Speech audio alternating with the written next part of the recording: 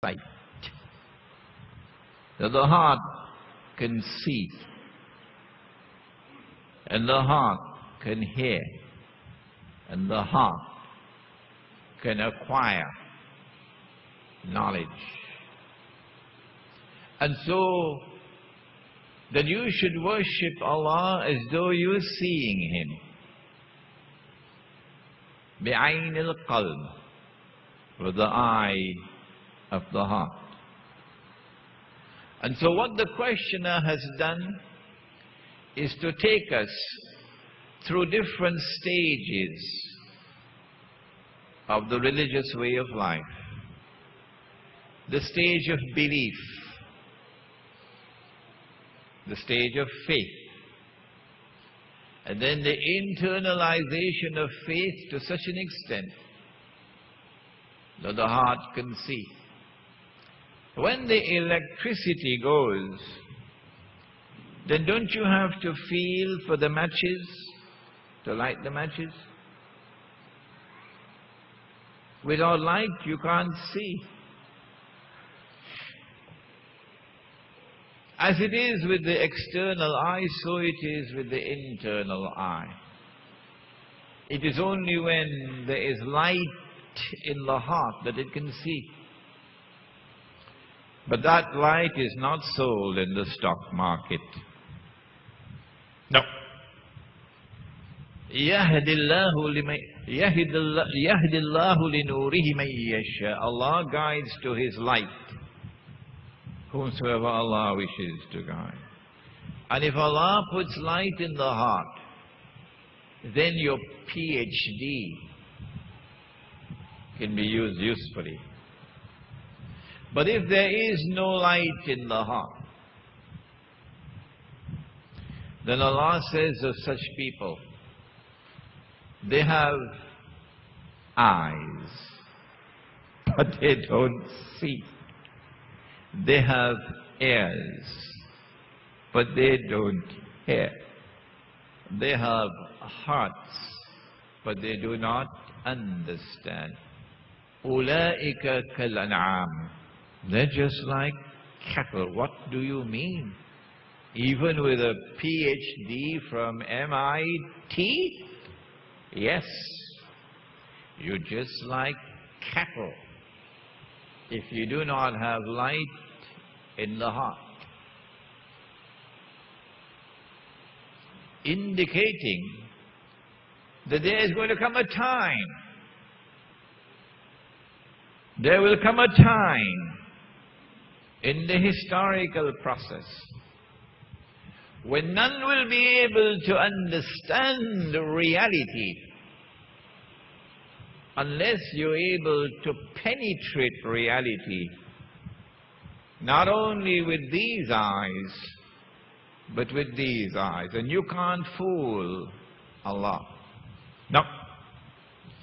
If with your lips you worship Him, but with your heart you worship the two gardens, you know what I'm talking about? With the river running in between, you know what I'm talking about? And the land is fertile, you know what I'm talking about? Don't look at me like that. Suratul Kahf, and the rich man and the poor man.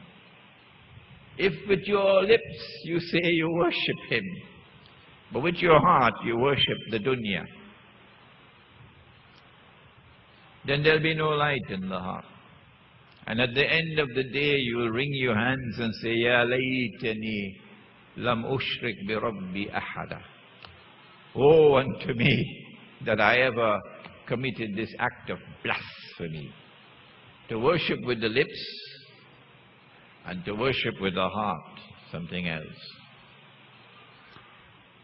And if you cannot see me, then at least you could begin the process by recognizing that I am seeing you. فَإِن لَمْ تَكُنْ تَرَهُ فَإِنَّهُ يَرَاكَ. And so these were three questions that were preliminary to the fourth and the fifth. And these three were not by accident, they were not haphazard. They were integrately linked, organically linked with number 4 and number 5. We have to search for this system of meaning which binds together the 5. Question number 4. When will the last hour come? Oh, I see. Allah has caused this event to occur to teach us something about the last hour and about the methodology for the study of the subject of the last hour. And the Prophet replied, and he said, the one who is being questioned has no more knowledge of the subject than the one who is doing the questioning. So next question, please. This is a very nice answer, indicating he knows who he is. He knows how much he knows. And he does not want to disclose anything more than what he's given in this answer. And then came question 5, which is at the heart of this retreat. And I want to confess to you that I am still myself learning from this last question and its answer. He asked, what are the signs of the last hour? And the Prophet replied and said that you will find the naked, barefooted shepherds competing in the construction of grand buildings. You'll see them as you drive around. Grand, tall structures, indicating that you have to be blind not to recognize the last age when it comes. Because yesterday there were no tall buildings, but now they're going up all over the world. And each one wants to build a taller building than the other one. So if you can't see and recognize that sign, well, you're just eating halwa or halawa. It's time to wake up. When the tall buildings keep on going up around the world, that's the sign that you're living in a different age. You're living in a last stage of history. And the methodology for the study of the world today is different from that which preceded this age. And it is time for Islamic scholarship to wake up to that lesson. And those who are building the tall buildings, look at the language with which they are described. They are not men of wisdom. They are not sages. They are not true leaders. They are not people who can be measured with a yardstick, a measuring rod, and they measure tall. No. These who are putting up these big PR projects, tall buildings, they measure progress on the basis of the height of the building. They do not measure progress on the basis of integrity, of character, of faith. or the beauty of personality. No. These are the people who will engage in squandermania, frittering away the resources in these grand projects, rather than having these resources be used for the benefit of the masses. What I'm saying here, you'll hear it in our parliament. Every day they're saying it in parliament now, right now as I'm speaking. Usually the opposition. And so, naked, barefooted shepherds would compete in the construction of high-rise buildings. That's the first sign. And that's the easy sign. You got to be blind not to recognize it when it comes. Let me repeat that. This is the easy sign. Easily recognizable, easy identifiable. You got to be blind not to see it.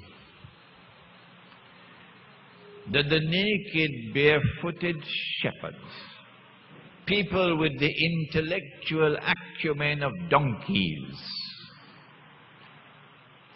would now control resources in this monstrously immoral way. Monstrously immoral way.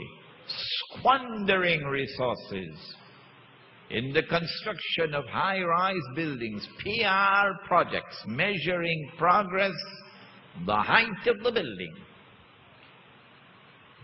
rather than using resources for the benefit of the people, the masses. The intellectual acumen of donkeys. And now comes the second sign, and this is the difficult one. He gave us one which was easy, and he gave us the other one. You've got to put on your thinking cap for this one. And talid al-amatu rabbataha. Oh, you have heard it so many times. That a slave woman will give birth to her mistress, not her master, her mistress. That a slave woman would give birth to her mistress. I tell you, this is not an easy one. You will hear many explanations of this. And even when the attempt is superficial, still we commend those who try to make an effort. And we remember yesterday when we also were very superficial in our understanding. And we thank Allah who gives us the understanding that otherwise we would not have. We will come to the slave woman in this retreat. We spend a lot of time with her. But at this stage, let us recognize from the word of the Prophet alayhi salatu wasalam that there is slavery at the end of history. That there may be slavery behind us. And we may have been emancipated from that slavery. And we may beat the drums out there on Emancipation Day. But remember, the greatest slavery of all is the one that is still ahead of us. No one will believe us when